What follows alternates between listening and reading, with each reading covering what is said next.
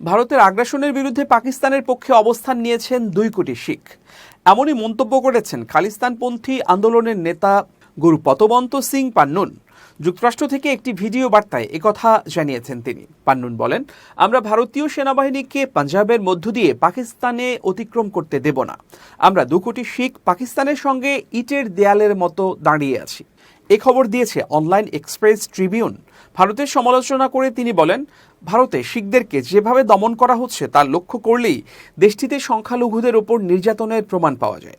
বর্তমান পরিস্থিতির উল্লেখ করে পান্নুন বলেন, এটি 1965 বা 1971 না, এটি 2025।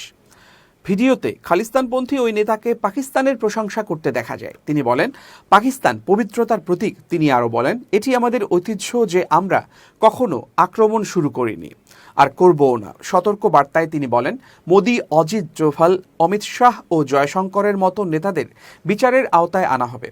উপরন্তু পান্নুন ভারতের বিরুদ্ধে অভিযোগ আনেন যে ভারত রাজনৈতিক স্বার্থে পেহেলগামে নিজেদের হিন্দু নাগরিককে হত্যা করেছে। বলেন, রাজনৈতিক স্বার্থে ও ভোট নিশ্চিতের জন্য ওই হামলা করা হয়।